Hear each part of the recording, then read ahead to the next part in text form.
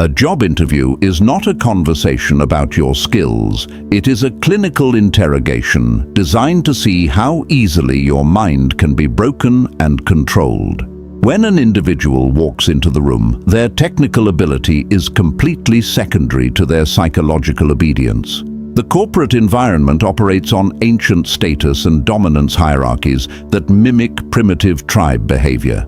Like when an HR manager purposely leaves an applicant waiting in an empty lobby for 20 minutes to make them feel small and dependent before the meeting even starts.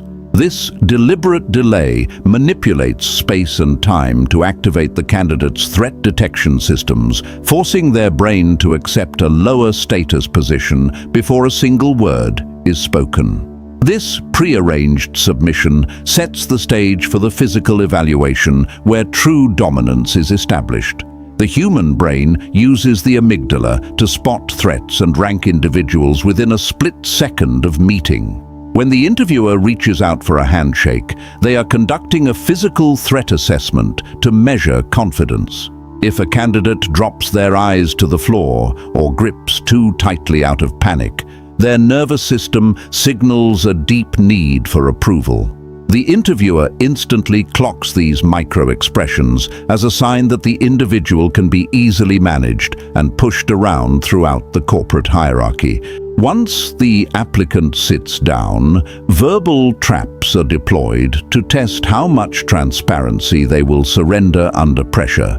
The classic opening prompt asking a candidate to talk about themselves acts as a filter for psychological compliance. This open-ended question triggers uncertainty aversion, which is the brain's intense hatred for loose boundaries and vague instructions. When a candidate faces this lack of structure, their mind panics and tries to fill the silence by rambling about personal details or past mistakes. The interviewer watches this panic unfold, taking note of how quickly the candidate gives away information just to stop the discomfort of the quiet room. This discomfort increases when the interrogation shifts toward personal flaws and self-sabotage. The common question about a person's greatest weakness is a direct test of psychological submission. The system is checking to see if an individual will willingly harm their own reputation to please a temporary superior. Like when an applicant admits they struggle with time management, hoping to look honest, but actually hands the interviewer a weapon to use against them later. The brain experiences a flash of shame during this forced confession, which lowers the candidate's social leverage and forces them to seek approval from the person judging them. The demand for approval becomes even more dangerous when past conflicts are brought into the light.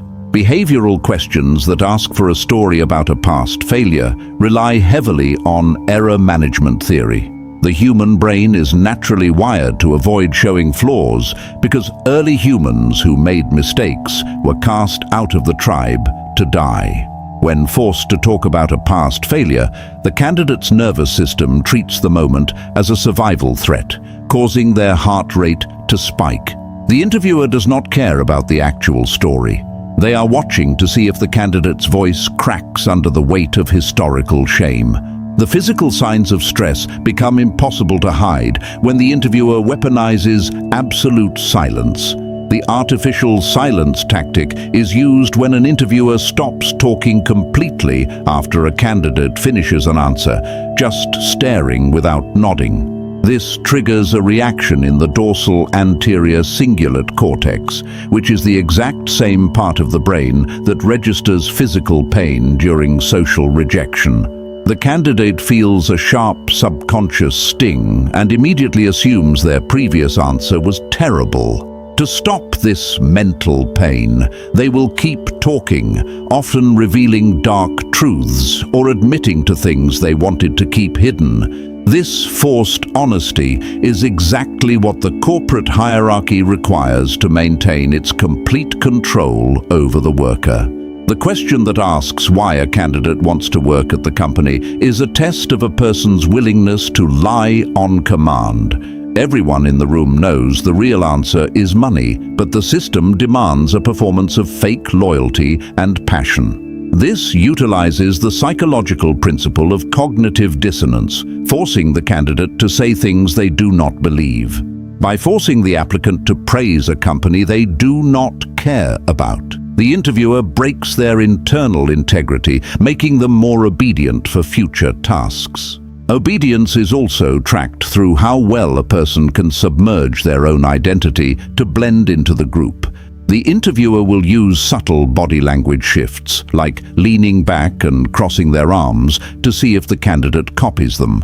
This relies on mirror neurons, which are the brain cells responsible for mimicry and social bonding. If the candidate immediately mirrors the cold, distant posture of the interviewer, it proves their mind is desperate for inclusion and easily manipulated.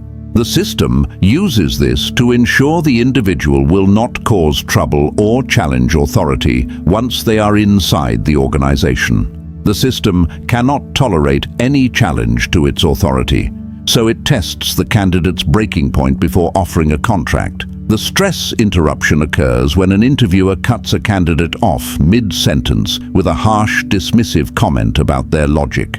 This sudden attack triggers a fight-or-flight response, flooding the candidate's prefrontal cortex with cortisol and breaking their train of thought. Like when an interviewer snaps that a project description sounds simple, watching to see if the applicant gets angry or becomes terrifyingly quiet.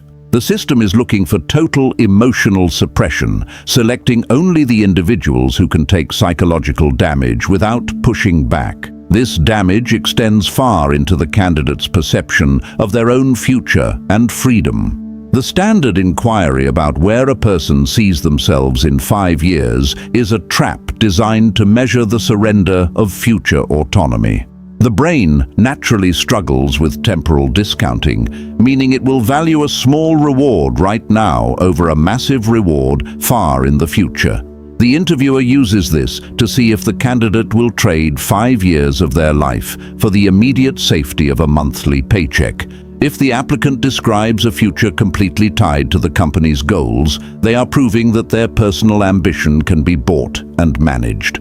This complete submission is verified by tracking how the candidate acts when they think the official test is over.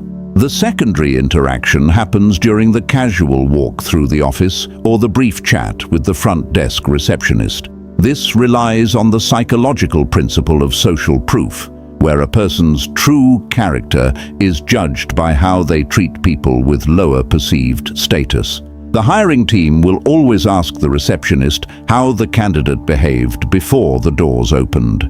If an applicant was rude to the assistant but submissive to the executive, their strategic mask slips, revealing a primitive status climber who cannot be trusted. The final trap of the interrogation happens when the spotlight is turned back onto the applicant at the very end. The invite for the candidate to ask their own questions is a test of psychological leverage and boundary testing. Most applicants fail this by asking soft, safe questions about company culture, which confirms their lower position in the status hierarchy. Like when a candidate asks if the office has a good work-life balance, signaling to the interviewer that they are already looking for ways to avoid work.